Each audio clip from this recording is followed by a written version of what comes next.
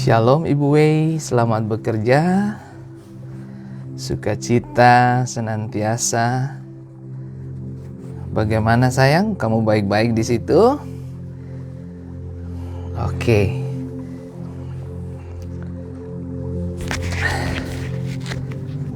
Iya.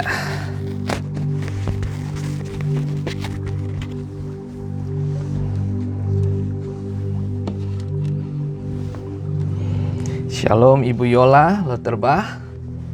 Apa kabar sayang? Tuhan memberkati, tetap menjadi yang terbaik di antara yang baik, itu penting.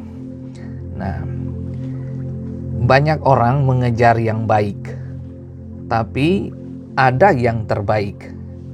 Justru yang terbaik sering kita lupakan.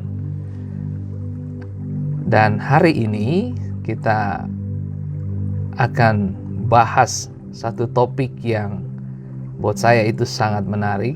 Saya beri judul Getsemani, Panggungku. Nah, kalau berbicara panggung, semua orang ingin melihat kita. Panggung itu tempat di mana orang bisa menonton kita, melihat dan menyaksikan.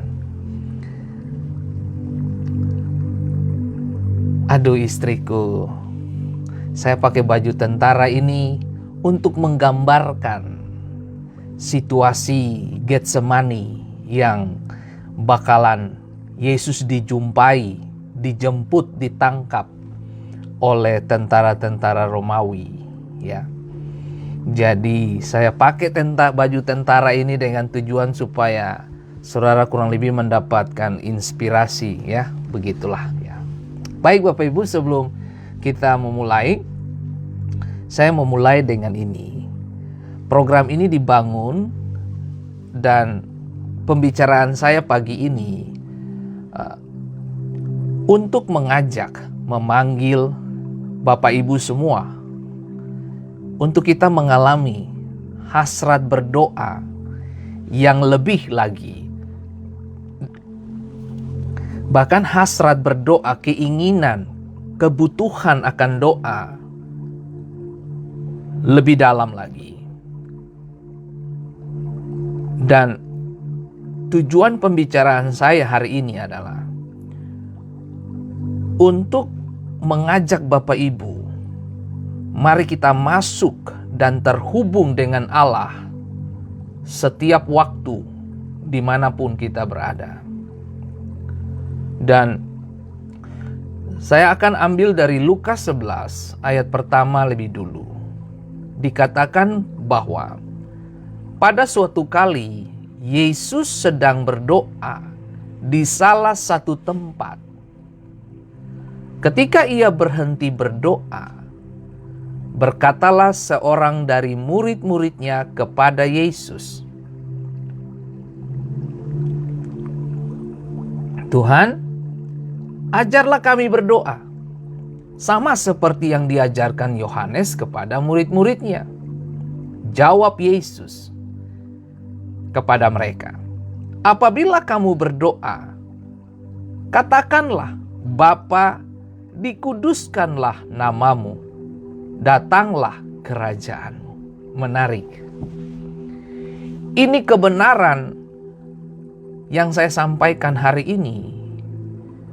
Pesan ini bukan cuma mengajar Bapak Ibu, tapi pesan ini juga, dia seperti mengiris daging saya. Dia seperti membelah daging saya.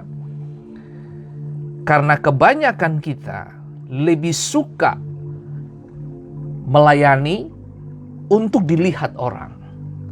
Tapi berapa banyak dari kita yang menghabiskan waktu untuk sorga yang melihat kita.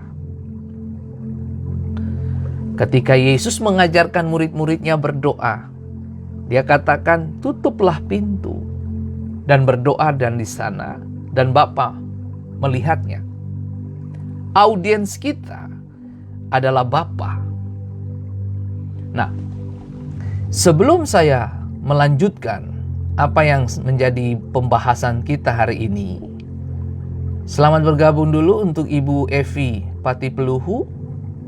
Dan selamat bergabung untuk Ibu Yolanda Talahatu. Shalom Ibu Yolanda, selamat malam waktu Indonesia. Dan kemudian shalom untuk Bapak Elvis Kolelsi dan Ibu Desi, dan shalom untuk Bapak Yosef dan Ibu Von Love. Tuhan berkati Ibu Mary Tabaleku, dan shalom Ibu Nor Martinus dan Ibu Ani Lumi dan Bapak Mensano dan Ibu Pendeta Magdalena Purwaningsi. Selamat bergabung. Dan selamat bergabung untuk Ibu Yohan Samu-Samu. Terima kasih Bung Mensano. Dan kemudian selamat bergabung Ibu Elis Talahatu. Apa kabar Ibu Elis? Tetap semangat dan maju terus dalam Tuhan. Selamat bergabung Ibu Yani Sayetapi. Dan selamat bergabung juga untuk Ibu Ipi Makaruku Monaten. Tuhan berkati. Dan selamat bergabung untuk Ibu Nonatio Sahurila. Tolong sampaikan salam hormat saya buat Bapak Kris. Tuhan memberkati. Dan baik Bapak Ibu, saya berharap Bapak Ibu memiliki catatan kecil di rumah dan memiliki Alkitab di tangan Anda. Tujuannya adalah supaya waktu proses pembelajaran ini, karena tentunya saya tidak tahu pergerakan Bapak Ibu, apakah Ibu Bapak sudah mencatatnya atau belum, itu saya tidak tahu. Tapi ini dicatat saja secepatnya, catat ayat-ayatnya dan pernyataan-pernyataan saya yang dirasa itu memberkati Anda. Tujuannya supaya setelah program ini selesai Anda bisa belajar ulang. Itu tujuan proses pembelajaran, supaya Bapak Ibu semakin menyatu dengan apa yang diajarkan dan menyatu dengan kebenaran, begitu ya.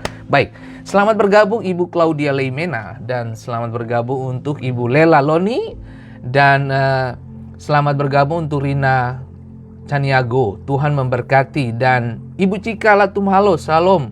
Dan shalom juga buat Ibu Rina. Dan selamat bergabung juga untuk Solta Rock. Tuhan memberkati, tetap semangat. Dan selamat bergabung juga untuk Frediko Genedi. Tuhan memberkati, calon hamba Tuhan yang luar biasa ini. Nah baik Bapak Ibu, mari kita kembali ke pernyataan ini. Lukas pasal 11 ayat pertama dan yang kedua. Bapak Ibu bisa menulis itu, nanti baca setelah program inilah ya. Dalam ayat ini Yesus mulai mengajarkan murid-muridnya bagaimana berdoa, ya, bagaimana berdoa. Nah, kita harus mengerti bahwa semua pengajaran-pengajaran gereja itu dibangun dari atas dasar pengajaran-pengajaran para rasul, ya. Karena mereka disebut rasul karena orang-orang yang membangun gereja, begitu. Nah, kembali ke sini. Dikatakan bahwa kita harus mengerti mengapa murid-murid meminta Yesus mengajarkan mereka doa. Ya. Dalam Lukas pasal 11 ayat 1 dikatakan, pada suatu kali Yesus sedang berdoa, ya, di salah satu tempat. Ketika ia berhenti berdoa, artinya selesai berdoa, berkatalah seorang dari murid-muridnya kepadanya, Tuhan, ajarlah kami berdoa. Sama seperti yang diajarkan Yohanes kepada murid-muridnya. Menarik. Ada contoh di situ. Nah, mari kita bedah dia pelan-pelan. Nah, coba saudara lihat. Murid-murid berjalan dengan Yesus beberapa tahun, ya. Dan mereka menonton dan melihat seluruh pergerakan Yesus. Bahkan waktu Yesus tidur pun mereka lihat. Yesus cara makan pun mereka lihat. Mereka menghabiskan waktu dengan Yesus. Karena dikatakan Yesus kemana? 12 murid mengikuti, 12 rasul mengikuti. Nah, Yesus sebut sajalah Yesus mandi di Danau Galilea atau Sungai Yordan, mereka juga ke sana. Nah, apa saja yang mereka lakukan, apa saja yang Yesus lakukan, murid-murid menyertai dia. Nah, kali ini mereka mendapati Yesus sedang berdoa. Lalu Salah satu dari mereka berkata, "Guru, ajar kami berdoa, ajarkan kami berdoa." Lalu kemudian terbitlah doa Bapa kami itu. Nah, Bapak Ibu yang diberkati Tuhan, menarik untuk kita belajar. Nah, lihat. Murid-murid melihat Yesus berdoa di satu tempat, oke? Dan mereka minta Yesus mengajarkan mereka berdoa. Di sisi lain, di dalam sebuah pelayanan dan pekerjaan dan pergerakan yang Yesus lakukan, murid-murid tidak pernah meminta dia mengajarkan mereka bagaimana caranya berkhotbah. Mereka melihat Yesus berkhotbah, tetapi tidak pernah berkata, "Guru, ajarkan kami bagaimana berkhotbah, bagaimana melakukannya, bagaimana menyusun khotbah." Nggak ada. Anda baca Alkitab, kalimat-kalimat itu tidak ada. Dalam Lukas pasal 11 ayat 1, ketika dia berdoa, selesai berdoa, seorang murid berkata, "Ajarkanlah kami berdoa." Berarti ada apa dengan doa? Ingat baik kalimat saya pertama dari program ini. Gereja dibangun atas dasar pengajaran-pengajaran Rasul. Ya. Ikutilah jejak para rasul. Ikutilah jejak para rasul. Sesungguhnya saya secara pribadi juga terjebak di dalam kondisi yang diperhadapkan dan dihadapi oleh banyak orang. Kita berpikir kalau berkhotbah itu keren. Ya toh? Kalau mengajar itu keren. Keren banget. Kenapa Anda bilang keren? Karena Anda ingin dilihat orang. Sesungguhnya doa itu adalah pelayanan tanpa wajah. Karena Anda tidak pernah diketahui oleh banyak orang. Anda dinonton, disaksikan, dialami oleh Bapamu, dan sorga menjadi audiensnya Anda. Karena Yesus mengajarkan mereka, kalau you berdoa, berdoalah di mana? Tutup pintu kamar berdoa, Bapa mendengar. Tidak semua orang pengen pelayanan ini. Kenapa? Karena tidak ada pujian di situ.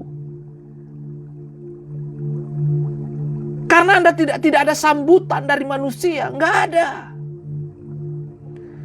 Saya mulai menyadari kenapa orang begitu banyak sekali yang menghubungi saya. "Pak Fendi, gimana menyusun sebuah khotbah? Pak Fendi, bagaimana bisa berbicara dengan baik begitu? Atau mengajar? Pak Fendi, bisa nggak ngajar kita berkhotbah?" Tidak ada yang salah dengan khotbah-khotbah itu. Tidak ada yang salah dengan Anda belajar menyampaikan firman Allah. Tidak ada yang salah. Tidak ada yang salah. Nah, tapi kiranya Bapak Ibu bisa lihat pengajaran ini dari beberapa menit yang lalu, supaya Bapak Ibu bisa mengerti alur pemikiran saya. Nah, coba lihat ini. Kita berpikir khotbah itu keren. Tapi apa yang dilakukan Petrus? Ketika dia berkhotbah, 3.000 bertobat. Ya, 3.000 orang memberi diri kepada Tuhan. Pertanyaannya begini. Petrus berkhotbah, tapi sebelum Petrus berkhotbah, dari mana hal ini akan datang? Maksudnya kuasa, power ini akan datang. Menunggu dalam doa. Alkitab berkata bahwa mereka tunggu di loteng Yerusalem.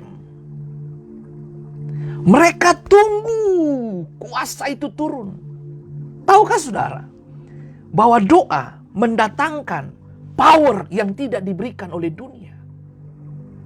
Karena audiens Anda adalah sorga. Oke. Mari. Dia menunggu Tuhan. Petrus berkhotbah 3.000 bertobat karena dia menunggu Tuhan. Tahukah saudara ketika Yesus mau naik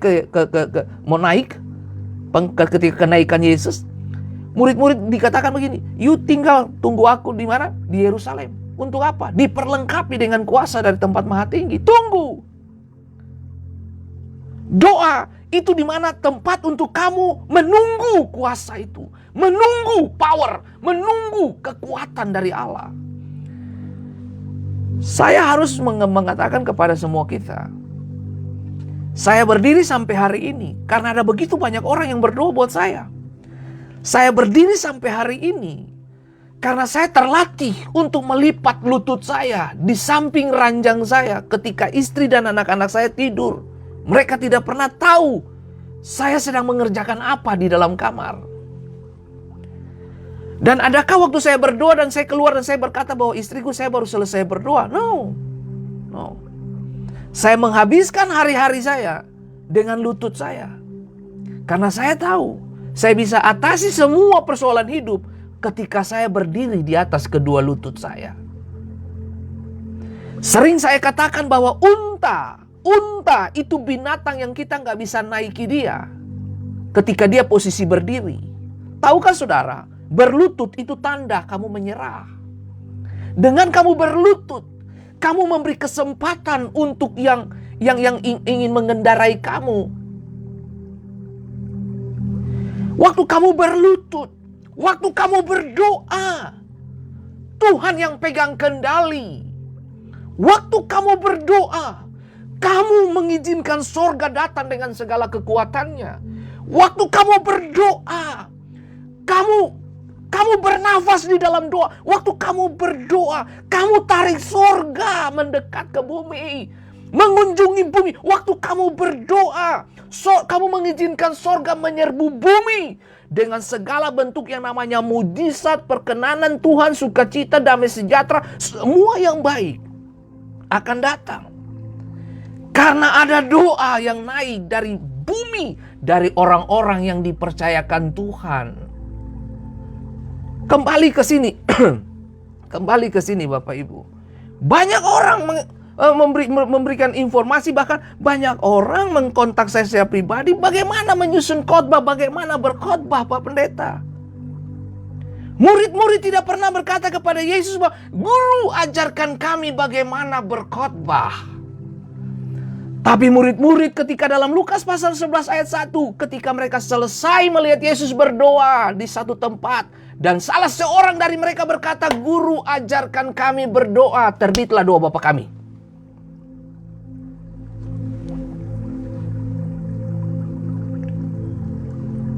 Saudaraku yang diberkati Tuhan, murid-murid mereka melihat Yesus menyembah, tetapi tidak pernah berkata, ajarkan kami bagaimana menyembah Tuhan. Wow. Murid-murid terbiasa lihat Yesus beribadat, terlihat menyembah. Mereka terbiasa. Tapi tidak pernah dimunculkan pernyataan bahwa Guru ajarkan kami bagaimana menyembah. Worship leader, singers, musician, siapa speaker, pembicara, pengkhotbah, siapapun Anda, pelayanan yang kita lakukan, yang ada di altar maupun di panggung itu, kita semua rentan terhadap godaan. Sadari betul, kekuatan kita datang dari ruang doa. Dengar baik, di ruang doa itu melahirkan pemenang-pemenang. Di ruang doa pemenang ditentukan. Kemenanganmu di ruang doa itu menentukan panggungmu. Nah, menarik untuk kita belajar ini. Murid-murid tidak pernah meminta kepada Yesus, ajarkan kami bagaimana berkhotbah, ajarkan kami bagaimana menyembah. No, justru murid-murid meminta kepada Yesus, bagaimana ajarkan kami berdoa. Kalau kamu tidak habiskan waktumu dalam doa-doa pribadimu, kamu bakalan kehilangan yang paling penting dan esensi dan yang paling berarti dalam hidupmu. Ketajamanmu ditentukan dari ruang doamu. Waktu engkau berbicara, seorang yang berdoa akan tahu kadar seseorang. Tahukah saudara bahwa apa yang kamu hidupi dalam kemenangan itu ditentukan dari ruang doamu, dari doa-doamu. Semakin banyak Anda menghabiskan waktu dengan Tuhan, semakin sering Anda mengerti isi hati Tuhan. Ketika Tuhan bergerak ke kiri, Anda gampang mengikutinya. Kenapa? Karena Anda terbiasa dalam doa. Orang yang berdoa sangat mengerti yang namanya hati Tuhan. Kalau Anda tidak pernah berdoa, ya Anda sulit mengikuti pergerakan Tuhan. Orang yang berdoa adalah orang yang rendah hati dan mengerti kemana dia akan pergi dan mengikuti Tuhannya. Oke, mari kita kembali ke sini. Ini masih suasana Paskah, Bapak Ibu. Lukas 22 ayat 39. Perikopnya di Taman Getsemani. Itu sebabnya pesan saya pagi ini, Getsemani, panggungku. Panggung siapa? Panggung Yesus. Halo.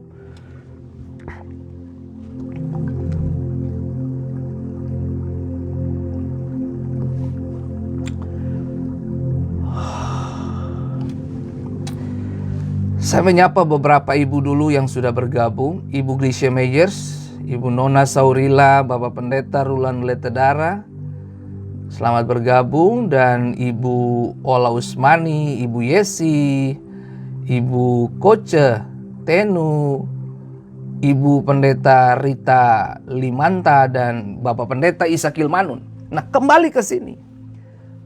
Garis bawahi kalimat-kalimat saya ini. Murid-murid tidak pernah mengatakan dan meminta kepada Yesus, ajarkan mereka bagaimana berkhotbah. Murid-murid tidak meminta kepada mereka bagaimana menyembah. Tapi murid-murid meminta kepada Yesus, ajarkan kami berdoa. Lukas pasal 22 ayat 39. Di Getsemani. Lalu pergilah Yesus keluar kota. Dan sebagaimana biasa ia menuju Bukit Zaitun, murid-muridnya juga mengikuti dia. Ya tahu? Setelah tiba di tempat itu, ia berkata kepada mereka, berdoalah. Nah, perhatikan kata ini.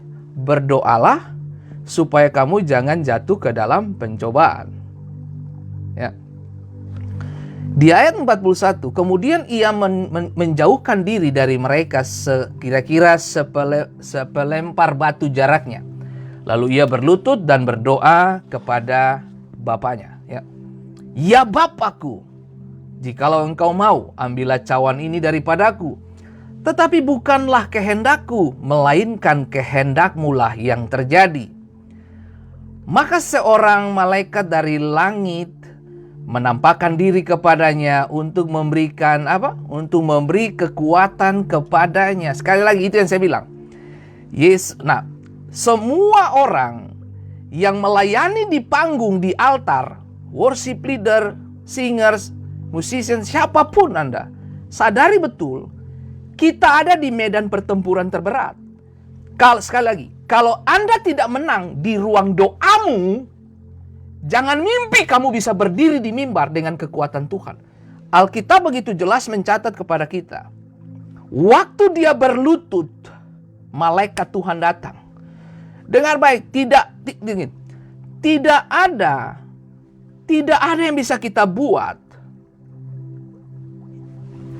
yang membuat malaikat itu datang dan bertanya, memberi sesuatu yang luar biasa buat kita. Lihat. Ayat 43 dikatakan, maka seorang malaikat dari langit menampakkan diri kepadanya untuk memberi kekuatan kepadanya, Kemenangan di mimbar, kemenangan di panggung, itu ditentukan dari mana? Kemenanganmu yang berdiri di atas kedua lutut. Lututmu yang mendatangkan malaikat mengunjungimu. Lututmu yang mendatangkan hasil-hasil yang tidak biasa dalam pelayananmu. Nah, coba lihat. Ia sangat ketakutan. Ayat 44. Ini Yesus sedang berhadapan dengan maut nih. Nah, coba lihat. ia sangat ketakutan dan makin bersungguh-sungguh berdoa. Makin bersungguh-sungguh berdoa. Peluhnya menjadi seperti titik-titik darah yang bertetesan ke tanah. Lalu ia bangkit dari doanya dan kembali kepada murid-muridnya. Tetapi ia mendapati mereka apa? Sedang tidur karena duka cita. Katanya kepada mereka, mengapa kamu tidur? Bangunlah dan berdoalah supaya kamu jangan jatuh ke dalam pencobaan. Dengar baik, kenapa orang Kristen paling sulit berdoa? Karena iblis tahu benar.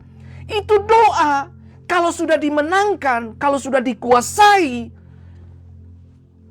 panggung itu bakalan punya kuasa. Pelayanan itu bakalan punya kuasa. Makanya dia tidak mau orang Kristen berdoa. Karena itu menjadi dasar permintaan dari para rasul. Tahukah saudara bahwa doa itu permintaan murid-murid? Gereja dibangun atas dasar pengajaran para rasul, bukan? Nah, waktu rasul minta, ajarkan kami berdoa Tuhan. Berarti gereja harus ikuti aturan itu. Prinsip itu yang kita harus punya. Tapi justru yang kita dapati, kita memperbesar apa tuh? Panggung dan sebagainya. Supaya terlihat bagus dan sebagainya. Tapi dengar baik, kemenangan kita di panggung ditentukan dari ruang doa kita. Pribadi kita dengan Tuhan. Kita paling gampang terbiasa, artinya gampang sekali termakan, dipicu kalau ada dalam kebersamaan. Tapi waktu kamu sendiri dalam doa, itu tidak gampang. Kenapa? Karena kamu capek. Sendiri itu gak enak. Kamu jenuh. Apalagi, itu gak enak. Itu peperangan. Waktu kamu kuasai kesendirianmu, waktu kamu kuasai rasa sendiri, waktu kamu kuasai kecapean kamu berlutut, kamu dapat kekuatan lain dari yang biasanya. Nah, dengar. Murid-murid melihat Yesus menyembah, tapi tidak pernah berkata, ajarkan kami bagaimana menyembah. Murid-murid gak minta itu. Satu hal lagi. Nah, mereka melihat Yesus menyembuhkan orang sakit. Tetapi tidak pernah murid-murid meminta kepadanya, ajarkan kami bagaimana menyembuhkan Yesus. Ajarkan kami bagaimana menyembuhkan. No. Itu gak ada di kalimat-kalimat Alkitab. Tiga hal itu. Murid-murid tidak minta Yesus ajarkan mereka berkhotbah. Minta mereka murid-murid meminta Yesus ajarkan mereka menyembah. No, tidak ada. Bahkan meminta Yesus mengajarkan mereka bagaimana menyembuhkan orang. Nggak ada. Justru murid-murid meminta Yesus apa? Ajarkan kami berdoa. Nah, justru yang diminta para rasul, kita kehilangan itu. Berdoa. Itu sebabnya dari program ini selesai, kenapa saya selalu berdoa buat saudara? Karena saya pengen mempraktekkan apa yang Tuhan sudah kasih buat kita. Nah, kembali ke sini. Satu hal yang mereka minta untuk diajarkan adalah tentang doa. Murid-murid mengerti itu. Nah, coba lihat ini. Mereka melihat dan terbiasa melihat mujizat yang dilakukan Yesus. Bagaimana menyembuhkan orang buta, bagaimana menghardik setan, bagaimana menyembuhkan orang yang tuli, kerasukan setan dan sebagainya. Bahkan bisu berbicara, timpang berjalan, buta melihat dan sebagainya. Bagaimana sakit pendarahan berhenti, bla bla bla bla. Bagaimana semua itu? Mereka tidak minta Yesus ajarkan kami bagaimana menyembuhkan.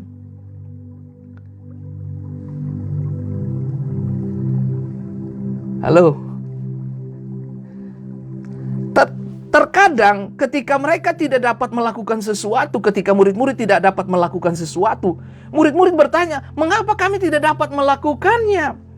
Mereka minta jawaban untuk pertanyaan mereka. Tetapi tidak pernah berkata, ajarkan kami. Tuhan, ajarkan kami bagaimana menyembuhkan orang.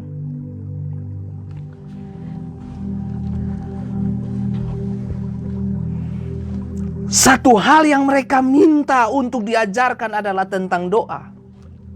Dan sama pula ada dimensi yang lebih besar untuk setiap orang percaya, genggam dari firman tentang doa. Orang percaya punya itu. Yesus ingin mengajarkan gerejanya bagaimana berdoa. Kami telah belajar bagaimana menyembah. Ya, tidak ada yang salah dengan berkhotbah. Tidak ada yang salah dengan Anda mengajarkan bagaimana berkhotbah. Tidak ada yang salah bagaimana menyembuhkan. Tidak ada yang salah. Tidak ada yang salah dengan bagaimana kamu menyembah, beribadah, ya, melatih karunia dan sebagainya. Tidak ada yang salah. Oke? Tapi semua yang kamu lakukan itu ditentukan dari apa? Doa-doamu. Nah, coba lihat.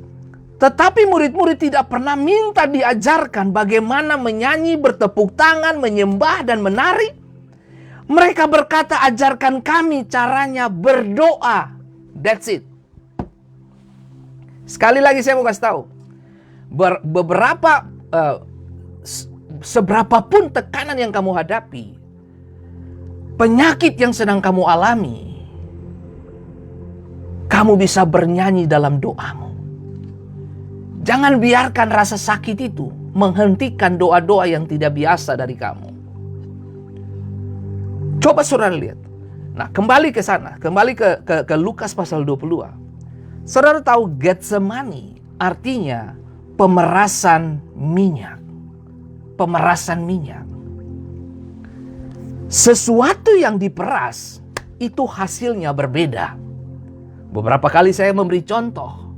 Kalau Anda ke Walmart atau ke Market Basket atau ke Giant begitu atau grocery di Indonesia, di Amerika di sini, Anda beli jeruk satu kantong begitu kurang lebih $5. Tapi ketika sudah lewati proses pemerasan atau diperas untuk menghasilkan jus itu, Anda bisa bayangkan harganya bukan $5 lagi. Udah lebih dari sekian dolar. Udah bisa $15. Lebih mahal. Setiap proses yang datang dalam hidup kita itu melahirkan nilai yang mahal dalam hidup kita. Anda dan saya tidak bisa mengharapkan yang mahal dari orang-orang yang murahan, yang tidak mau diproses dalam pelayanan, yang tidak mau diproses dalam kehidupan kekristenan dan imannya. Tahukah saudara, ibadah itu mengandung janji ya hari ini dan selamanya.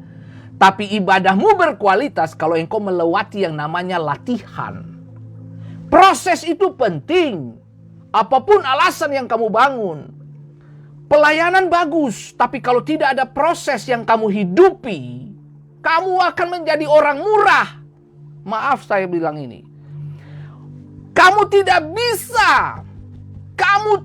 bisa mendapatkan yang mahal kalau kamu sendiri tidak mau diproses. Besi menajamkan besi, manusia menajamkan sesama. Gesekan itu penting. Tidak akan ada api, tidak akan ada kuasa tanpa gesekan. Api datang karena ada gesekan. Anda ingin bernyala-nyala untuk Tuhan? Bersiaplah untuk gesekan yang terjadi. Bukankah gesekan itu mendatangkan hal-hal yang luar biasa dalam hidup saudara? Bahkan sakit penyakitmu bisa mendatangkan nilai-nilai yang tidak pernah Anda bayangkan. Dengarkan, dengar. Getsemani, pemerasan minyak. Yesus diperas di situ Bapak Ibu. Makanya dikatakan ini, keringatnya itu saudaraku. Nah itu, peluhnya. Ayat 44 dari Lukas pasal 22. Ia sangat ketakutan. Dengar baik, kalau kamu sakit, kita punya rasa takut. Manusia kita. Saya punya rasa takut. Kita semua punya rasa takut. Beberapa dari ibu-ibu yang sedang mengalami kanker payudara, semua kita punya rasa takut. Beberapa dari Anda yang punya mio dalam kandungan, bagaimana saya punya anak? Kita semua punya rasa takut Bapak Ibu. Di dalam Lukas pasal 22 ayat 44, Yesus menunjukkan rasa takutnya. Dia ngalamin itu, manusia. Dia Allah, manusia juga bos. Dia rasa apa yang kamu rasa. Nah dengar baik, ia sangat ketakutan dan makin bersungguh-sungguh berdoa. Itu kalimat Alkitab, saudaraku.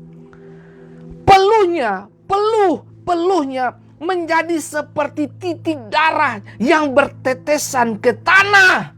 Dengar baik, saya mau kasih tahu bos saudara. Dalam kesakitan kamu, dalam pergumulan kamu, dalam tekanan kamu, menangislah di hadirat Allah. Bernari-narilah kamu di dalam rasa sakit kamu. Kamu lihat Tuhan bagaimana bisa rubah hal-hal yang tidak mungkin itu bisa datang dalam hidup saudara. Dikata, peluhnya menjadi seperti titik-titik darah yang bertetesan ke tanah. Beberapa literatur berkata begini, beberapa itu pembuluh darahnya pecah. Saudara bisa bayangin, coba saudara, karena tekanan. Kenapa? Karena dia sudah membayangkan ini salib, men. Tahukah saudara, itu penyaliban. Itu hukuman yang paling berat di zaman itu. Yesus ambil itu. Dia bukan ambil yang sederhana. Itu yang saya mau bilang buat saudara. Kalau kamu mahal, hadapi tantangan hidupmu bersama dengan Tuhan. Berdiri di atas kedua lututmu. Yakobus mengatakan, Yakobus dikenal sebagai rasul dengan lutut unta. Seperti tadi saya katakan, unta tidak bisa kamu naiki. Unta berlutut baru kamu bisa naiki. Karena saya pernah naik unta. Waktu saya naik unta, posisinya waktu itu unta berlutut, tidak bisa posisi berdiri. Saudaraku, saya mau kasih tahu buat saudara, waktu kamu berlutut, Tuhan pegang kendali. Waktu kamu berlutut itu tanda kamu menyerah dan sorga intervensi, gampang sekali. Berlututlah kamu. Kalau semua situasi sepertinya tidak mendukung kamu, bahkan keluargamu tidak mendukung kamu, bahkan orang-orang terdekat kamu menjauh dari kamu, bahkan istrimu, bahkan suamimu, bahkan siapa saja menjauh dari kamu ketika kamu ada dalam masalah dan tekanan hidup. Berdirilah di atas kedua lututmu, karena sorga menunggu untuk drive hidupmu dengan cara yang tidak biasa.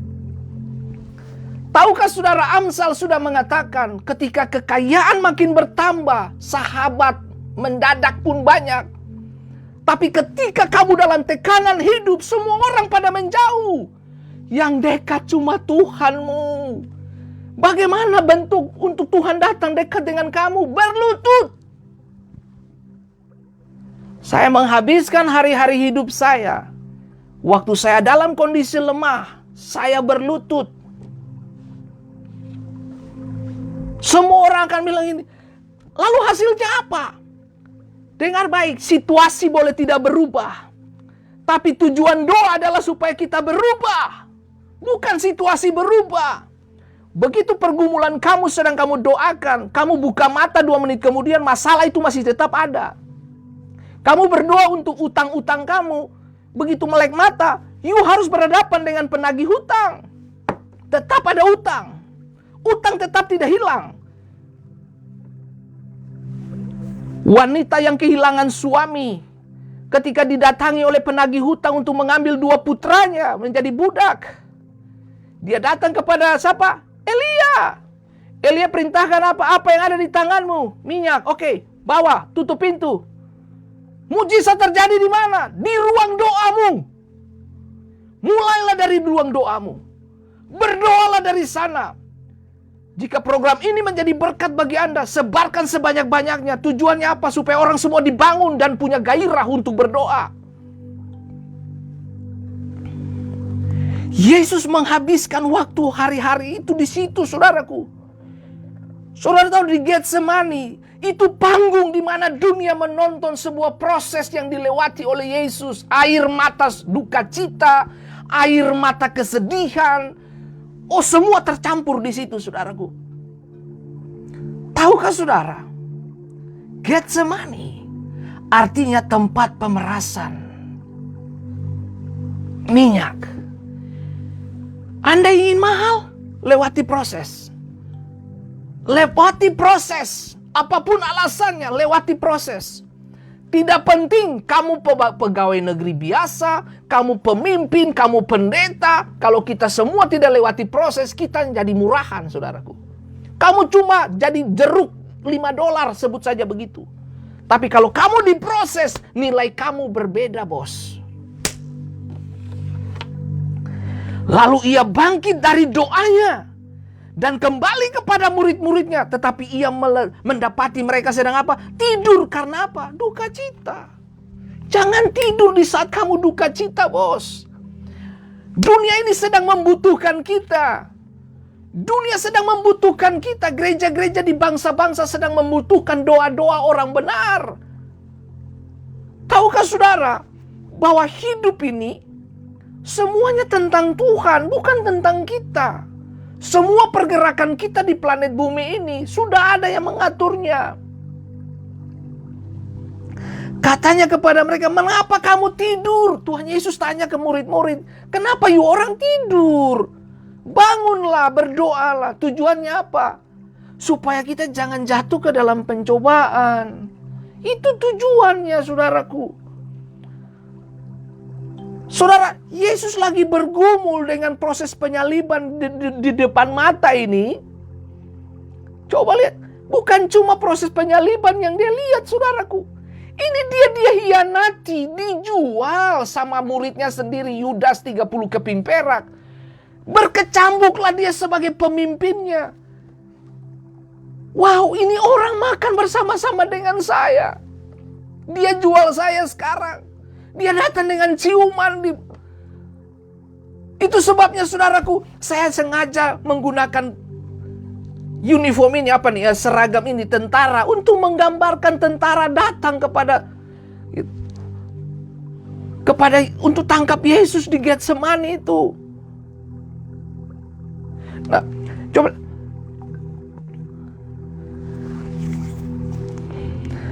murid-murid selalu lihat bahwa kunci keselamatan seluruh dunia ini ada di dalam belajar bagaimana berdoa.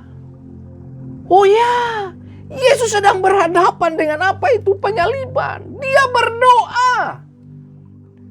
Saya masih selalu ingat apa yang mama saya selalu buat. Waktu kita tahu kita mau ke Amerika, mama saya punya doa sederhana banget. Kalau Anda makanya di batu nisan itu saya tulis kalimat doanya itu. Tuhan, tolonglah anak-anak kami, anak-anakku. Itu aja kalimatnya. Dia bukan pendeta. Dia tidak ada di mimbar. Tapi hidupnya telah mempengaruhi keempat anak-anaknya. Dan hari ini, saudaraku, saya mau kasih tahu buat saudara. Saya paling sering mendapati mama saya berdoa di depan mana? Adonan roti yang dia buat. Dan hari ini anaknya menjadi pemberita roti hidup. Tuhan bisa buat semuanya berbeda, bos. Tubuh Kristus di seluruh dunia telah belajar bagaimana menyembah. Tidak ada yang salah, dengar baik. Tidak ada yang salah dengan kamu pujian penyembahan, berkhotbah, multimedia yang canggih. Semua fasilitas itu untuk memuliakan Tuhan, bukan? Atau lampu, gedung. Nggak ada yang salah dengan semua itu. Tuhan pakai semua fasilitas juga untuk memuliakan Tuhan, toh. Tapi sadarkah saudara bahwa jangan sampai kita kehilangan esensi kita ini, gitu loh. Kita kejar audiens, kita kejar panggung, tapi kita lupa bahwa peperangan kita yang sebenarnya itu di ruang doa. Gitu. Nah, tubuh Kristus di seluruh dunia, kita belajar tentang banyak hal. Tetapi dengar baik, terkadang kita mengejar yang baik, tapi kita lupa bahwa musuh yang baik itu adalah yang terbaik. Tahukah saudara, doa itu pelayanan tanpa wajah. Makanya siapapun yang terpanggil untuk berdoa bagi bangsa dan negara, presiden Anda pun tidak tahu bahwa Anda sedang berdoa buat dia. Kan Anda tidak pasang iklan, telah berdoa Fendi Simatau jam sekian kepada Bapak Jokowi, kepada Joe Biden. Nggak ada. Gitu. Nggak ada. Nah, justru kamu diam, kamu berdoa, kamu sedang bersyafaat, berpetisi dengan Tuhan, berbicara kepada Tuhan.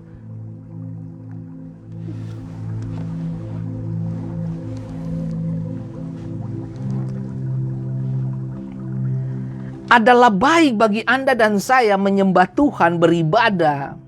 Iya toh? Semua itu kan bagian dari paket ibadah, doa,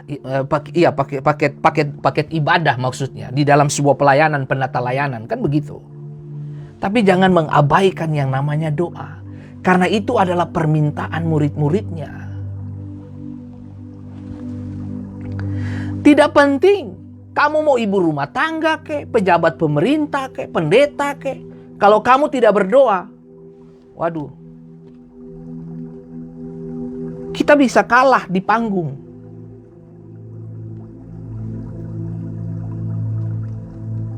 Makanya kalau Bapak Ibu perhatikan pelayanan Yesus, setelah dia lakukan pelayanan mujizat bla bla bla bla bla, dia mengasingkan diri dan dia berdoa.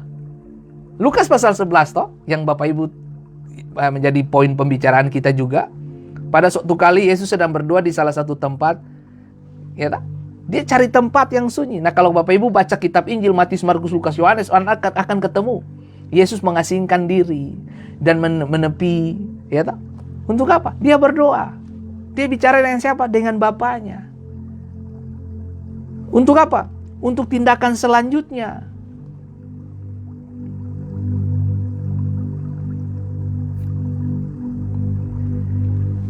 Jika kita menyembah, jika kita menyembah, itu tuh apa? Kita bisa menyembah, kita bisa beribadah karena hasil dari ruang doa.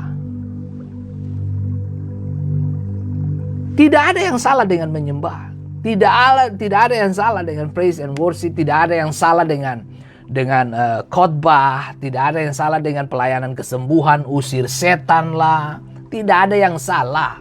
Tapi semua pelayanan-pelayanan tadi itu ditentukan dari ruang doamu.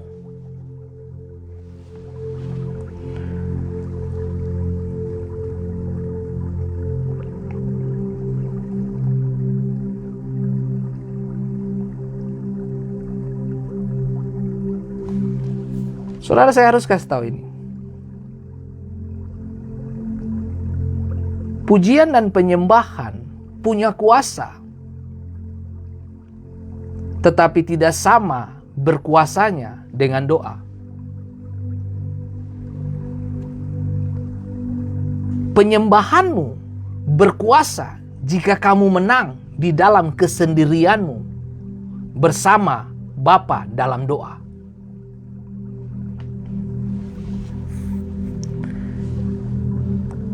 Perhatikan kalimat pertama saya.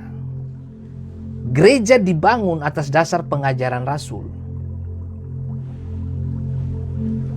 Atas dasar pengajaran Rasul. Kalau murid-murid minta doa, berarti itu yang penting.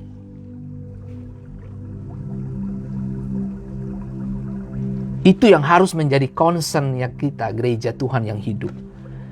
Berdoa itu bahasa universal, semua orang memilikinya. Semua agama di dunia memiliki bahasa yang sama, berdoa. Beberapa dari kita mungkin tidak bisa bernyanyi, ya toh? Tapi kan kita bisa berdoa. Polanya di mana, Pak? Bentuknya di mana, Pak? Bagaimana caranya, Pak? Doa Bapa kami. Doa Bapa kami. Doa Bapa kami. Belajarlah dari situ. Polanya jelas. Tuhan ajarkan kepada murid-murid. Semua orang di bumi ini bisa berdoa. Karena mereka punya manual book yang sama. Apa itu? Doa Bapa kami. Semua orang Kristen bisa berdoa. Kalau Anda berkata bahwa Anda tidak bisa berdoa, itu keliru itu. Buka aja doa Bapa kami, Anda baca. Kita berkumpul bersama dan berdoa di dalam bahasa-bahasa surgawi. Setiap orang yang percaya di dunia bisa berkumpul bersama dalam satu roh kesatuan. Dan dalam kuasa berdoa di dalam Roh Kudus. Itu harus menjadi bagian kita. Tahukah saudara, ibadah gereja itu dia berkuasa. Karena orang yang datang ke gereja adalah orang yang sudah siapkan dirinya lewat ruang-ruang doa. Lalu ketika mereka sampai ke dalam gereja, Mereka menyembah dan bernyanyi dan beribadah. Ibadahnya beda. Kenapa? Karena orang-orang yang datang itu sudah disiapkan diri dari mana? Dari ruang doanya. Jadi pelayanan tanpa persiapan itu masalah bagi dirimu. Pelayanan tanpa persiapan, kamu akan memperlihatkan ketelanjanganmu. Saya sebagai hamba Tuhan, saya setiap hari disiplin diri saya. Ada miss-nya juga. Tapi kemudian saya belajar untuk berbalik lagi. Saya bukan manusia sempurna. Saya punya kesalahan, saya punya kegagalan, gitu. Saya punya semua, saya punya sisi-sisi negatif ada. Tapi saya tidak menghabiskan waktu saya dengan hanya untuk berpikir tentang sisi-sisi itu. Tapi saya justru mempertajam apa yang menjadi kelebihan saya. Gereja harus berdoa. Gereja adalah rumah doa. Suatu pertemuan doa gereja bukanlah sebuah tambahan bagi gereja. Kalau gereja punya doa, itu bukan program tambahan. No, itu inti. Itu paling inti. Ya, Yesus tidak menyebut gereja sebagai house of worship. Dia tidak menyebutnya rumah pengajaran. Dia tidak menyebutnya rumah kesembuhan. Dia tidak menyebutnya rumah mujizat. Dia menyebutnya apa? Rumah doa. Dan dia berkata, aku akan membalikan. Maksudnya, aku akan membalikan setiap meja dan segala yang ada di dalam gereja yang mencegah rumah itu menjadi rumah doa. Saya akan balikin semuanya kalau gereja tidak menghadirkan doa. Tahu nggak saudara? Pemerintahan Amerika meniadakan doa-doa dalam gedung pemerintahan bahkan negaranya. Itu masalah.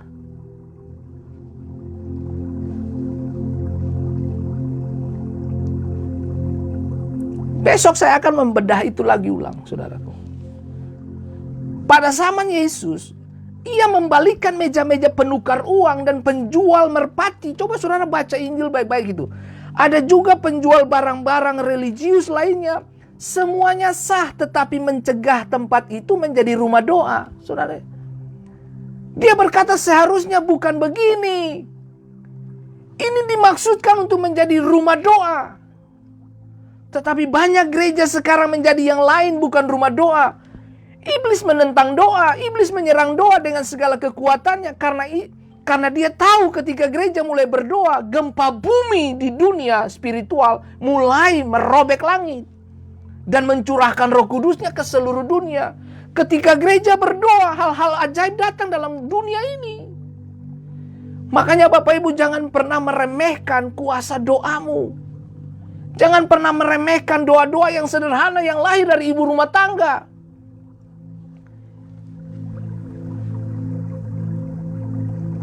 Gereja yang tidak berdoa adalah gereja yang impoten. Tidak menghasilkan apa-apa. Saudaraku, saya secara pribadi, saya mulai membangun diri saya lebih dulu. Saya nggak pikir orang lain dulu. Saya mulai bangun diri saya sendiri dulu. Mulai dari mana? Kedua lutut saya. Saya menghabiskan waktu-waktu saya untuk berlutut. Saya belajar, berlutut lagi, belajar, berlutut lagi, berlutut, belajar, berlutut, belajar. Hanya itu yang saya lakukan.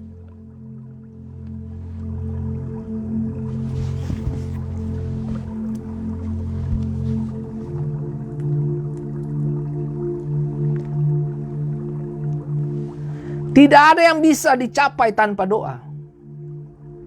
Anda bisa bertahan 6 hari tanpa makan minum. Dan bisa bertahan 3 hari tanpa air. Tetapi Anda hanya akan bertahan 5 menit tanpa udara.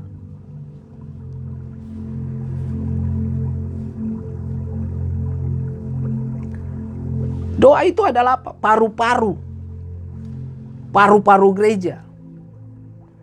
Doa adalah Anda menghirup udara sorga. Ketika kamu berdoa, kamu sedang menghirup udara sorga. Dan jika kita ingin membawa hadirat sorga ke dunia, seperti tadi dalam Matius pasal 6 ayat 10 itu, kehendakmu jadi di bumi seperti di surga. Apa? Doa.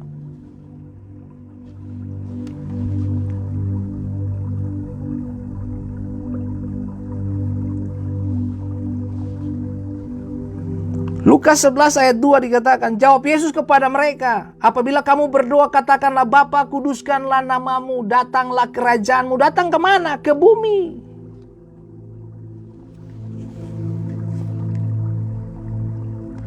Jika kita ingin membawa perasaan sorga ke dunia, kita perlu menghirupnya di dalam hidup kita. Lewat apa? Berdoa. Berdoalah kamu sampai kamu mendapati dirimu berdoa. Berdoalah kamu sampai kamu bisa merasa Tuhan itu di setiap yang namanya nadi dirimu.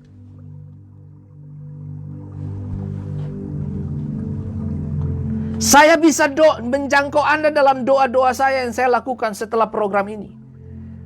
Mari kita lakukan apa yang bisa kita lakukan. Tirulah apa yang diminta oleh rasul-rasul. Guru, ajarkan kami berdoa. Yohanes mengajarkan murid-muridnya berdoa. Padahal Yohanes itu apa? Suara yang berseru-seru di mana? Di padang gurun. Jago khotbah, men. Tapi dia ajar murid-muridnya berdoa.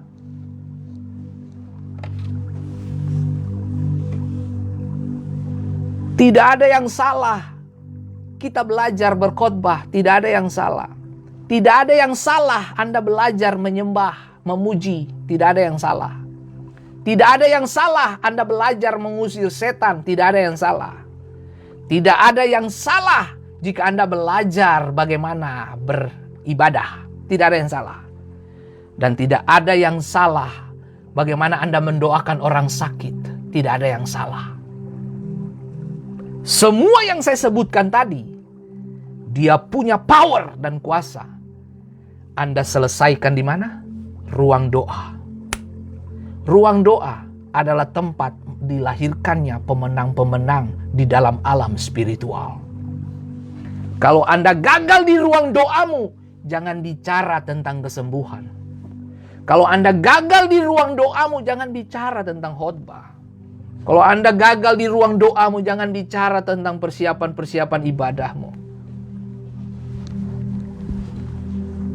Maaf, Anda mungkin cuma mendapat informasi dari khotbah, tapi tidak dapat perubahan hidup. Saya koreksi diri saya setiap hari. Untuk apa yang saya kunyah, apa yang saya doakan, apa yang saya belajar, apa yang saya siapkan. Saya setiap hari kunyah. Saya kunyah kadang-kadang waktu saya kunyah seperti saya muntah kembali. Kemudian saya kunyah ulang lagi. Tahu kan Nabi? Makan gulungan kitab.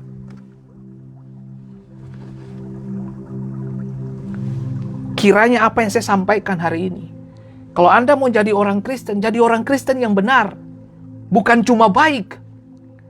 Orang baik banyak, tapi tidak semua benar. Orang benar, dia pasti baik. Makanya Yakobus mengajarkan kita, doa orang benar, besar kuasanya. Bukan kata-katanya yang bagus, no.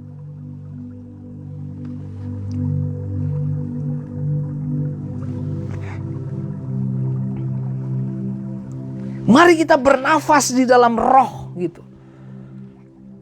Di dalam doa-doamu yang tidak biasa. Kehidupan kita setiap hari, secara individu dan korporat sama-sama kita perlu melakukannya. Nah, berdoa secara korporat, berdoa secara bersama, itu biasa, bos. Tapi yang tidak biasa, waktu Anda sendiri. Tahukah saudara? Ketika laki-laki sendiri, yang dia harus jaga adalah apa? Pikirannya. Di saat itulah medan pertempuran terberat bagi seorang laki-laki untuk dia berperan dengan dirinya sendiri juga. Keinginan-keinginan yang ada di dalam dia. Kita perlu menghabiskan waktu kita dengan Tuhan lebih sering daripada menghabiskan waktumu dengan sosial media. Kalau hari ini saya bertanya kepada Anda, siapa yang tadi pagi baca Alkitab? Dijamin 100%. Mungkin 1-2 orang saja. Siapa yang tadi pagi berdoa? Dijamin harga mati. Tidak ada yang angkat tangan. Kenapa? Karena kita tidak ikuti pola rasul. Anda boleh ikut semua pendeta dimanapun punya khotbah, silahkan. Anda boleh ikuti pengajaran siapapun di planet bumi ini. Ya, pendeta-pendeta siapa saja, silahkan. Tapi kalau Anda kehilangan waktu pribadimu dalam doa dengan penciptamu, kamu akan kehilangan semua pesan yang kamu terima.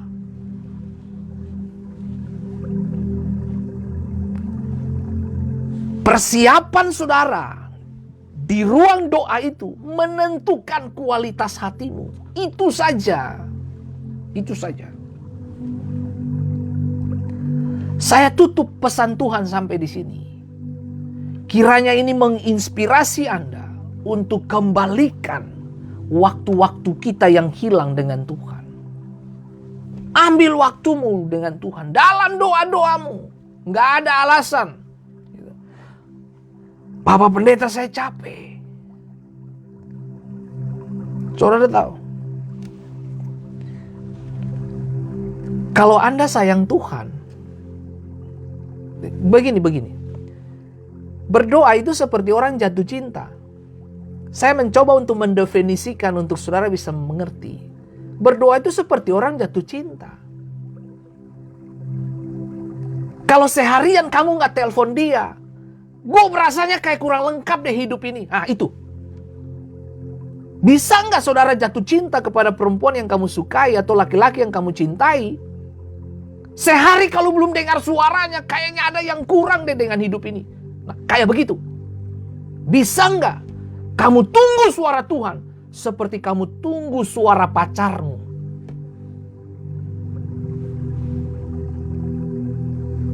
Kamu tahu, Bapak Ibu, saya mesti bilang ini. Seharian kalau saya tidak dengar suara istri saya, itu saya stres. Itu istri saya. Apalagi anak perempuan saya, Mama yo. Itu kalau saya belum dengar dia suara, itu kayaknya dunia gelap di sekitar saya itu. Saya cuma mau pastikan bahwa dia aman. Itu. Sama waktu kamu berdoa, mestinya kamu tunggu Tuhan dong. Bukan Tuhan yang tunggu kamu. Karena kamu yang minta, ajarkan kami berdoa. Murid-murid di dalam Lukas pasal 11 dikatakan, ketika ia berhenti berdoa, berkatalah seorang dari murid-muridnya kepadanya, Guru, ajar kami berdoa. Nah, kalau Tuhan sudah ajar kita berdoa, doa Bapa kami itu, ya pakai doa itu. Tapi Pak Pendeta, saya tidak bisa pakai kata-kata sendiri. Baca doa Bapa kami saja. Gitu. Gak usah pakai mau pendeta siapa, mau tulis doa kayak terserah. Itu namanya proses belajar ya. Tapi maksud saya kalau kamu mau belajar serius, mulailah dengan doa Bapa kami sudah. Gitu.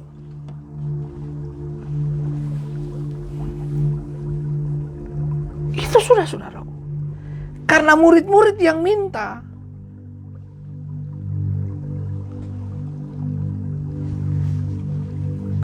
Tuhan kiranya memberkati setiap kita dengan kekuatan dan sukacita dari Tuhan.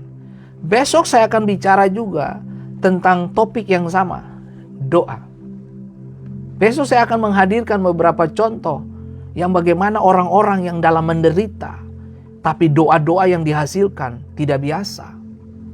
Tekanan-tekanan hidup itu penting. Jangan buru-buru menolak setiap proses yang datang dalam hidupmu. Dan kamu akan nonton dan lihat bagaimana Tuhan melakukan hal-hal yang tidak biasa di dalam hidupmu. Mulailah dari mana? Ruang doamu. Pak Pendeta, saya tidak punya ruang doa. Ya itu kamar tidur tuh sayangku. Berdoalah dari sana. Tutuplah pintu. Itu sudah. Berdoa sudah Bapak Ibu. Tuhan tunggu kita. Tuhan tunggu kita. Getsemani.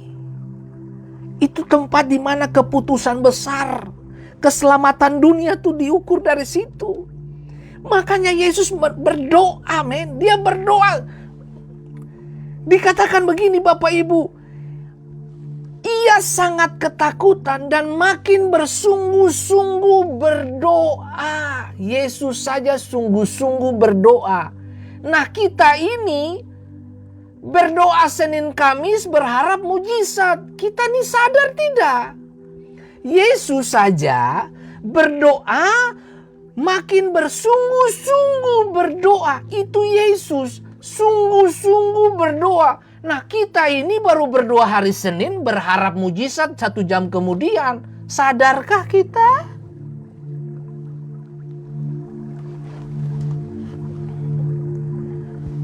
Kiranya semua kita ini sadar betul. Kita nih, loh, belum lagi begini Bapak Ibu, belum lagi kamu berdoa dalam nama Yesus 5 menit kemudian kamu berapi-api sekali. 10 menit kemudian apimu makin kecil. 15 menit kemudian kamu sudah tidur. 20 menit kemudian bangun. Jam 5 pagi. Nah loh. Lalu kita mengharapkan mujizat. Kita nggak pernah bayar harga. Tahukah saudara? Untuk mendapatkan jawaban doa. Untuk kita masuk ke hadirat Allah. Yesus melewati fase ini. Seandainya kalau di Getsemani dia lihat peluhnya meneteskan titik-titik darah jatuh ke tanah. Coba kalau Tuhan rubah pikiran. Bapak, gue batal.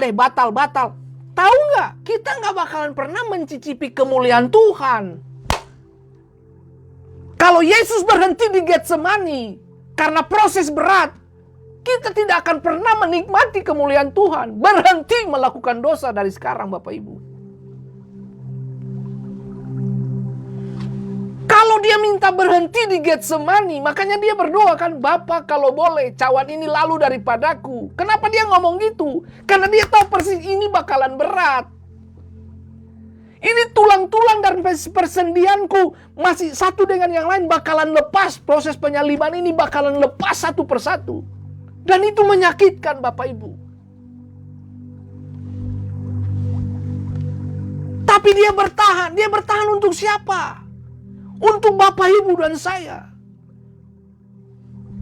Saudara, kalau saya nonton film The Passion of Christ itu, saya pastikan saja. Itu saya bakalan menangis gitu. Kenapa? Karena saya cuma mikir, Tuhan, gila banget ya. Tuhan mengasihinya sampai segini gitu. Dia tuh, jadi gini, harga dirimu sama dengan darah Yesus. Jadi jangan salibkan dia untuk yang kedua kali.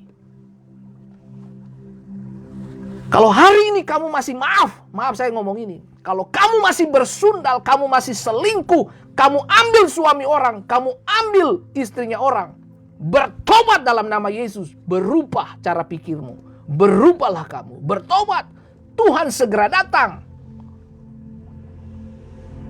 Kalau hari ini kamu masih melacurkan dirimu dengan alkohol, narkoba, seks bebas, dan sebagainya itu, dan semua dosa-dosa kejahatan, pembunuhan, dan sebagainya, stop! Bertobat. Berlututlah di atas kedua lututmu. Tuhan rubah pembunuh Paulus untuk menjadi pemberita kehidupan.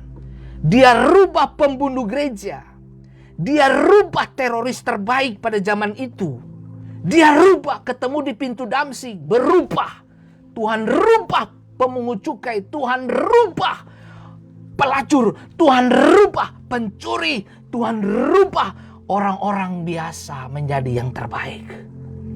Paulus dia rubah pembunuh itu menjadi apa? Dia hadir untuk apa?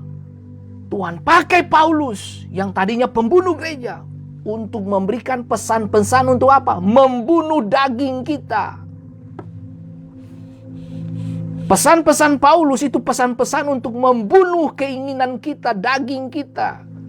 Makanya dia tulis Galatia pasal 5 itu tentang buah roh dan buah daging. Dia tulis itu tujuannya apa?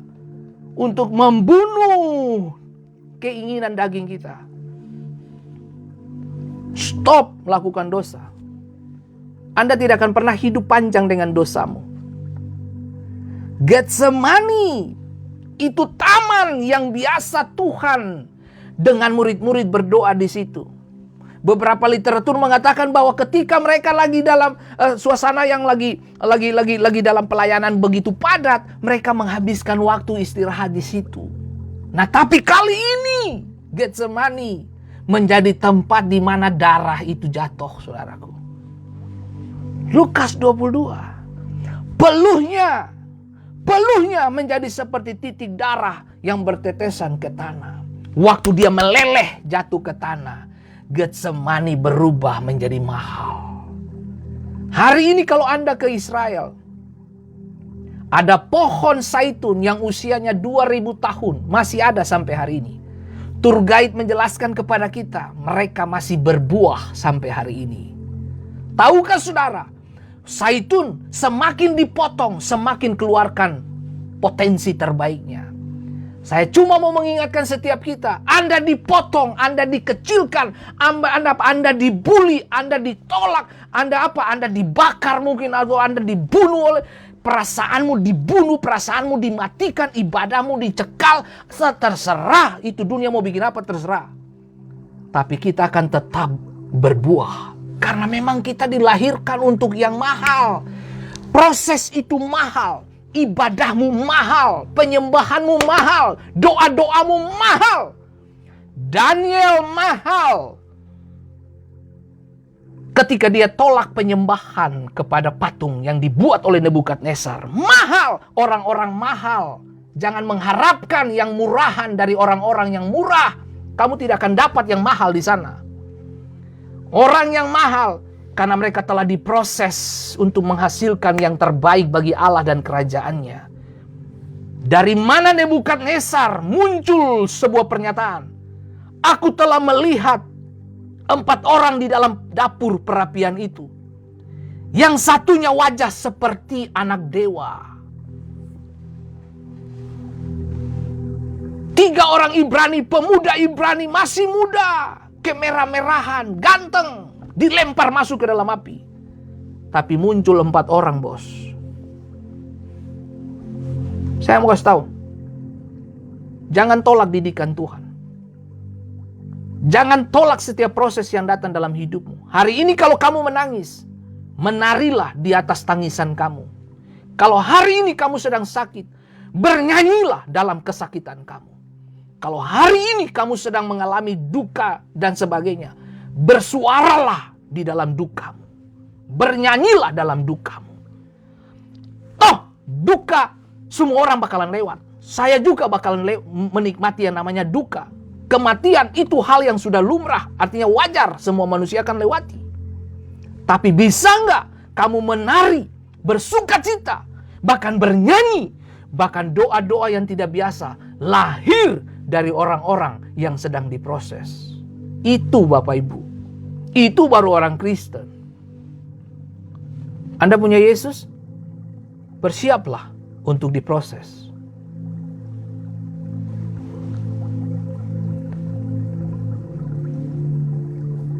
Saya punya anak pernah ngalamin yang namanya gagal. Dia pernah tes gagal. Waktu saya tahu dia gagal, saya ketawa-ketawa saja. Kenapa saya ketawa-ketawa? Karena saya tahu itu bagus buat jiwanya. Itu bagus buat jiwanya. Saya pernah gagal? Pernah. Saya pernah dibodoh-bodohin sama orang? Pernah. Terus Terus saya sakit hati, ngapain? Gitu. Terus saya harus benci dia, ngapain? Mulut-mulutnya dia. Terus saya terganggu, jiwa saya terganggu. Tapi dia tidak bisa mengusik roh saya. Jiwa saya terganggu, kemanusiaan saya terganggu.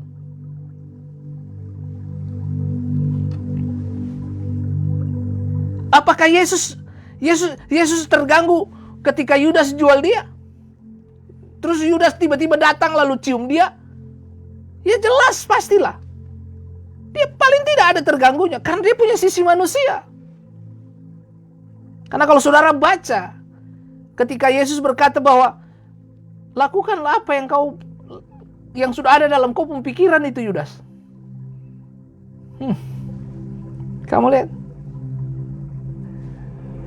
Bapak Ibu, kalau Anda disakiti sama tetanggamu ke, sama siapa ke, udah nggak usah balas. Dengar, kalau ada orang yang lempar sampah ke mukamu, jangan balas. Ganti sampah itu, kasih dia roti. Kalau ada orang yang lempar kamu dengan perkataan negatif, nggak usah balas. Toh, kita tidak punya hak untuk membalas. Penghakiman itu bukan hak kita. Kita tidak terlahir untuk menghakimi. Kita dilahirkan untuk mendoakan orang. Melepaskan yang positif, yang baik, perkataan iman. Yaitu. Kalau orang lempar kamu dengan kotoran, ya sudah. Ya sudah. Memang begitu karakternya. Memang begitu. Karena orang negatif akan keluarkan yang negatif. Orang positif akan keluarkan positif. Jadi kalau orang tanya begini, kenapa kamu gak balas? Saya minta maaf. Karena saya tidak punya sampah. Kalau orang lempar kamu dengan sampah, orang ajak kamu, balas dia. Saya minta maaf, saya tidak punya sampah.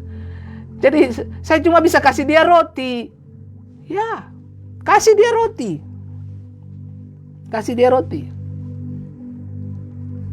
Kasih dia roti. Saya masih ingat Bapak Ibu, ada orang yang gak suka sama saya. Kamu gak suka sama saya, kamu rugi. Ya. Kita nih hidup untuk memberkati orang, bukan untuk menyusahkan orang. Tuhan Yesus memberkati kita. Tuhan kasih kekuatan buat kita.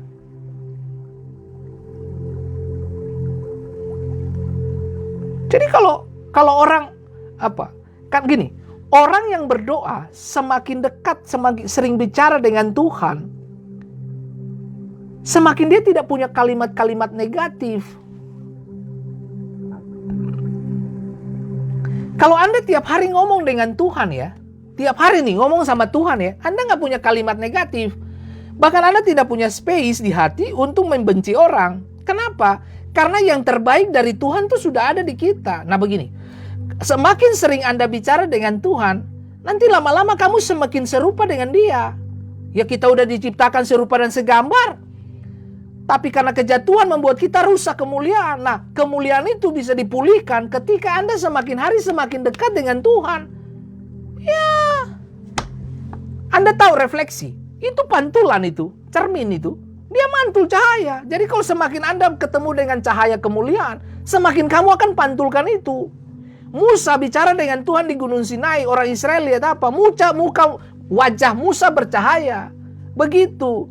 Jadi kalau orang yang sering berdoa dengan Tuhan, orang yang selalu menghabiskan waktu dengan Tuhan, berdoa selalu, dia tidak punya kesempatan untuk menghadirkan gelap. Halo? Kenapa? Karena ketemu dengan terang. Jadi kamu bawa itu. Bahkan yang lebih heboh lagi, Perjanjian Baru memberitahu kepada kita bahwa kemuliaan Musa di Gunung Sinai bisa hilang. Tapi kemuliaan Kristen, kehidupan Kristus di dalam kita itu nggak bisa hilang. Makanya Tuhan bilang, kamu adalah garam dan terang dunia. Ya sudah, kalau kamu garam dan terang dunia, orang lempar sampah, ya sudah jangan lempar sampah lagi. Karena kamu tidak punya sampah. Makanya kamu kasih roti. Itu aja sudah. Tuhan memberkati setiap kita. Jadilah kuat, jadilah tenang, hadapi hidup dengan sukacita. Tuhan memberkati semua kita. Tuhan memberkati, sampai jumpa di esok hari dengan topik yang sama. Dan tentunya dengan bahasan dan yang berbeda topiknya. Diskusinya tetap sama, tapi isinya sedikit berbeda nantinya. Nah, tentunya besok tuh lebih wow lagi, karena saya akan munculkan orang-orang yang tentunya beberapa dari Anda sudah tahu itu. Nah, oke. Dan saya akan selesai sampai di sini. Tuhan memberkati setiap kita, Bapak Ibu. Jadilah kuat dan jangan menyerah, bos. Ya, jangan menyerah. Gitu. Jadi begini. Jadi kalau Bapak Ibu mulai tertekan begitu toh. Kalau ada baju tentara di rumah situ, pakai tuh baju tentara, masuk ke kamar. Gitu. Mengingatkan Anda, itu tentara yang tangkap Yesus di Getsemani itu. Gitu. Itu seperti memberitahu kepada rohmu, aku terlibat di dalamnya. Ampuni aku Tuhan, ampuni aku. Gitu. Ampuni aku. Tadi ada yang bilang kemeja saya keren. Ya keren lah. Wah, kemeja ini gagal lah. Wah, ini beli dengan doa, saudaraku. Amin. Mari kita satu dalam doa. Tuhan memberkati setiap kita. Bapa, dari tempat ini kami berdoa memberkati berapa sahabat kita yang sedang berduka karena kepergian tante, saudara, kekasih kami. Sukacita Yesus jadi bagian kami. Dan kiranya Tuhan, kami menari di atas duka cita. Kami menari di atas tekanan hidup. Dan biarlah kami menyanyi di tengah-tengah situasi dunia yang tidak pasti ini. Dan kiranya hidup kami terus bernyanyi. Dan kiranya kami terus bersaksi kemanapun kami berada. Tuhan, kami sadar betul, tidak semua orang suka dengan rasa sakit. Tidak semua orang suka proses. Karena proses itu membunuh setiap daging kami. Karena kami juga manusia. Kami punya keterbatasan sebagai manusia. Tuhan, kalau Engkau di Getsemani, Engkau diliputi dengan ketakutan. Bahkan Engkau dengan sungguh-sungguh berdoa. Bahkan peluhmu seperti tetesan titik darah yang jatuh ke tanah. Tuhan, kiranya hari ini kekuatan kasih karunia Tuhan berikan kepada kami. Beberapa ibu yang sedang mengalami penyakit kanker payudara, aku perkatakan hari ini, menarilah di atas mujizat Tuhan. Menarilah di dalam tekanan kamu. Menarilah di dalam rasa sakit kamu. Mungkin saat-saat waktu ketika dia mulai seperti ada yang tertusuk di area payudaramu itu. Kiranya waktu rasa sakit itu dia datang. Kiranya bukan persungutan yang lahir dari mulutmu. Tapi yang ada, Yesus, tolonglah aku. Yesus, kehendakmu lah yang jadi. Yesus, biarlah Getsemanimu menjadi panggungku. Yesus, tolong aku. Tuhan, sembuhkan teman-teman yang sakit hari ini. Tuhan, aku datang kepadamu. Aku nyatakan kesembuhan Bapa turun atas mereka. Berkati dan pulih dan jamah. Tuhan, hamba-Mu sangat mengerti. Saya pernah punya rasa sakit. Dan saya tahu apa itu kesembuhan. Tuhan, tolong Roh Kudus. Tuhan, tolong setiap saudara-saudara kami. Tuhan Yesus, Engkau punya rasa sakit ketika paku masuk ke pergelangan kakimu dan tangan. Yesus, Engkau pernah sakit ketika mahkota duri diletakkan pada kepala kami. Yesus, Engkau pernah sakit ketika cambuk itu mendarat pada punggung belakang kami. Yesus, Engkau pernah tersakiti karena dihianati oleh orang terdekatmu. Yesus, hari ini tolonglah Sembuhkan teman-teman kami. Hiburkan kepada mereka yang sedang berduka. Kuatkan kepada mereka yang sedang mencari pengharapan. Dan kuatkan kepada mereka yang sedang mencari Tuhan hari-hari ini. Terima kasih banyak Bapa di surga. Bagimulah segala kemuliaan, hormat, dan kuasa. Kepada Bapa di surga lah kami dedikasikan seluruh hidup kami. Haleluya. Amin. Sampai jumpa di esok hari dengan pesan tema doa. Tuhan memberkati kita semua. Ajak semua teman-teman Bapak Ibu untuk sama-sama kita menikmati kuasa Tuhan lewat pemberitaan firman, lewat program ini. Sampai jumpa di esok hari. Tuhan memberkati Bapak Ibu semua.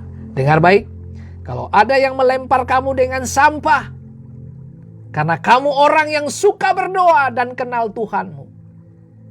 Kalau ada orang yang mengajak kamu untuk membalas dia, lempar dengan sampah lagi. Beritahu dia, saya minta maaf. Saya tidak memiliki sampah. Karena kamu sering ketemu Tuhan, makanya kamu tidak punya sampah. Tuhan memberkati kita semua. Amin.